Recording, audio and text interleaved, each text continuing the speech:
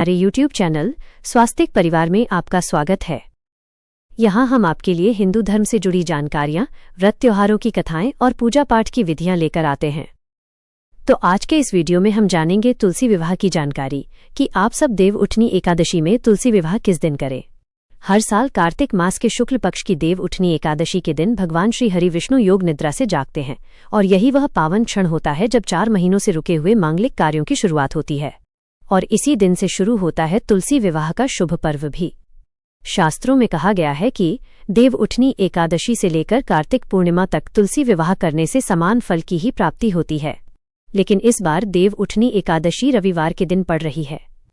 अब प्रश्न यह उठता है कि क्या रविवार के दिन तुलसी विवाह करना उचित है, क्योंकि परंपराओं के अनुसार रविवार को न तो तुलसी के पत्ते तोड़े जाते हैं और न ही तुलसी माता पर जल चढ़ाया जाता है। इस बार कार्तिक शुक्ल एकादशी 1 नवंबर शनिवार सुबह 9:12 से शुरू हो रही है, जिसकी समाप्ति 2 नवंबर रविवार को सुबह 7:31 पर होगी। एकादशी तिथि 2 दिन रहने के कारण इस बार दोनों ही दिन एकादशी का व्रत रखा जाएगा, 1 नवंबर शनिवार और 2 नवंबर रविवार।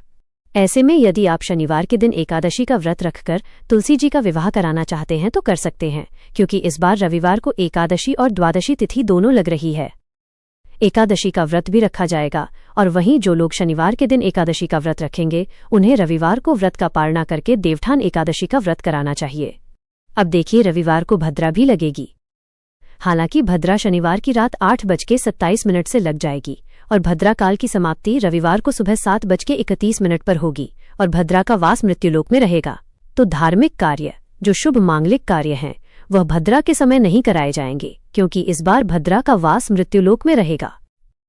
तो रविवार को सुबह तो विवाह करने का कोई भी शुभ मुहूर्त नहीं है, लेकिन रविवार के दिन यदि आप कराना चाहते हैं तो शाम को शुभ मुहूर्त में आप तुलसी माता का शालिग्राम भगवान जी के साथ विवाह करा सकते हैं। अब देखिए, क्योंकि रविवार को बहुत से लोग, अधिकतर लोग ही ये विचार मानते हैं कि इस दिन तुलसी जी को स्पर्श नहीं कराना चाहिए, तो अधिकतर लोग इस बार रविवार को तुलसी विवाह न कराकर फिर सोमवार के दिन विवाह कराएंगे।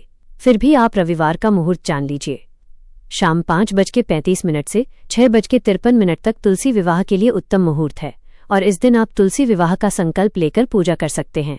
पर तुलसी पत्र तोड़ने से बचें और भावना और भक्ति से किया गया विवाह भगवान विष्णु को उतना ही प्रिय होता है जितना विधि विधान से किया गया।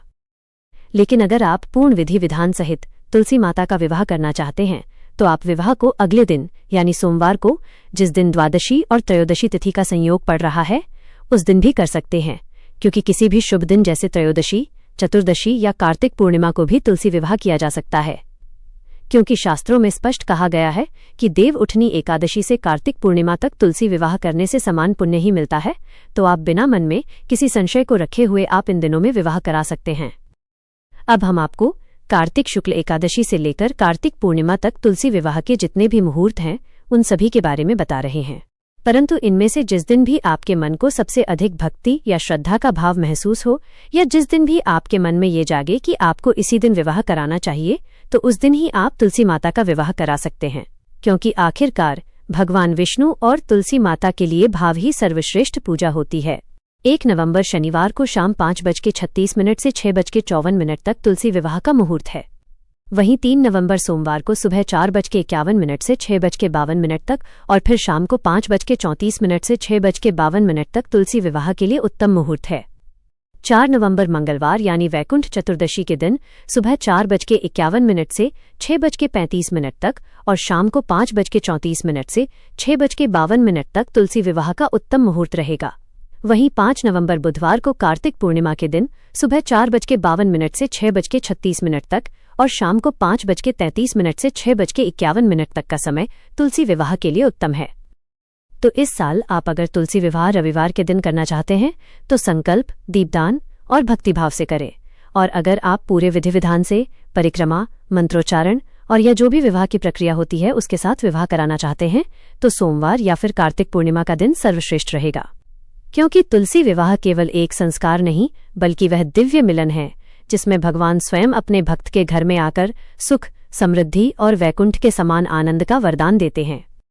हमें उम्मीद है कि आपको हमारा ये वीडियो पसंद आया होगा और इससे आपको हिंदू धर्म, व्रत, त्योहारों और पूजा पाठ से जुड़ी नई व उपयोगी जानकारी मिली होगी।